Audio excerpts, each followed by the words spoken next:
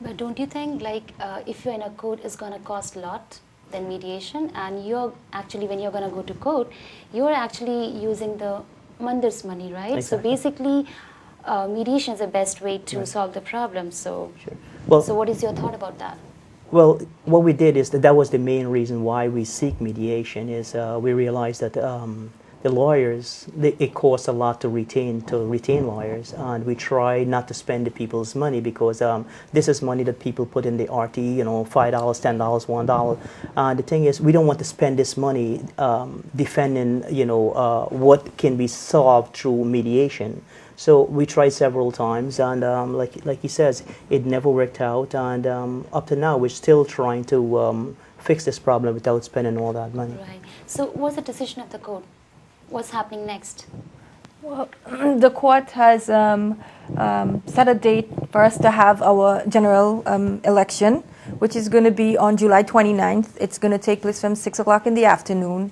It's going to be at Prem Bhakti Mandir, 172 Street on Jamaica Avenue.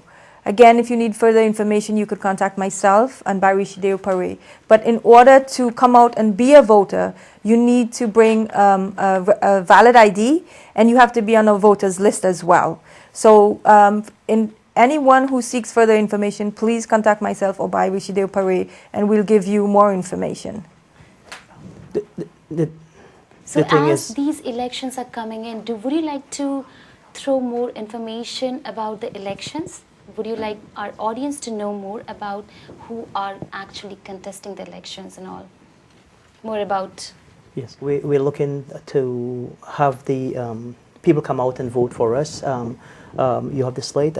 These are the people that's running for election on our slate, and like I says, we're still waiting for the slate of the other people to combine with our slate to have two different slates. But there's no cooperation, even though the court had give a notification of this party to produce their slate.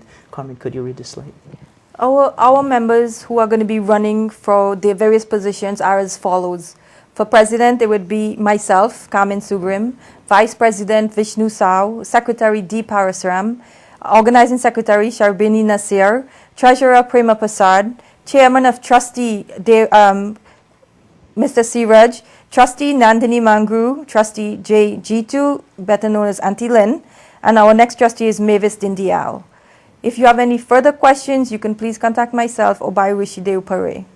Unfortunately, the other side has not produced a slate, so I will not be able to introduce you to the members that are going up for elections on the other side.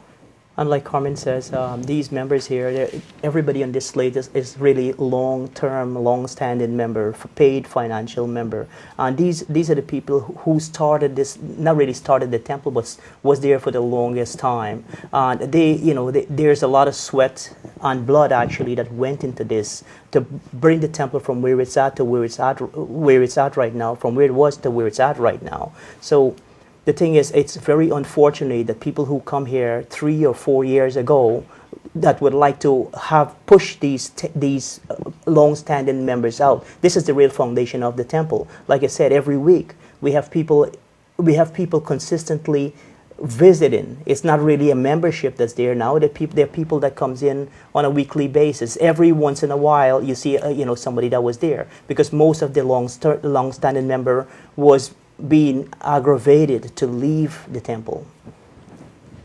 We want to ask the general public to be aware and ask yourself certain questions. And the questions underlying are, why are there no financial records from 2005 to 2008? 1. 2, what is the hidden reason that is underlying the holding back of producing the records? To maintain a 501c3, Prem Bhakti Mandir is a non-for-profit organization. And in order to maintain that, you have to produce financial records to any individual who's a member of Prem Bhakti Mandir.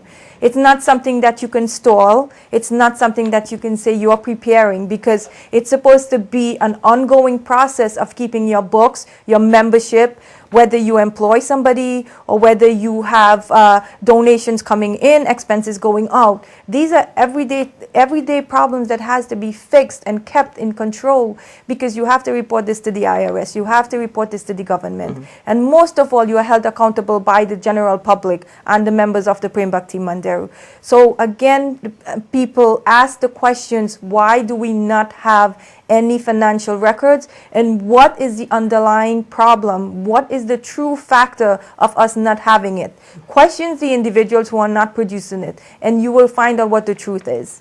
Yes, because this mandir, this is not our money. This is the people's mandir. It's the people's money. If you are donating money, you should have all the right to ask directly how your money was spent. People laid out money for windows, door, bricks.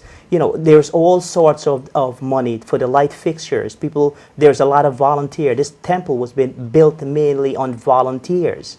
Now the thing is, what brought this whole thing up is from the long-standing members inquiring about the financial documentation and accountability, transparency. That's what really caused the problem. Being that the other side cannot prepare these records, that's the reason that they decided to step way beyond the boundaries by taking us to court. Rather than go through mediation, taking us to court to produce these records. They're the ones who we should have brought to court. In other words, it's in reverse, that they brought us to court. Now, the thing is, I hope the judge and the lawyers can really bring this matter, get down into the depth of this matter.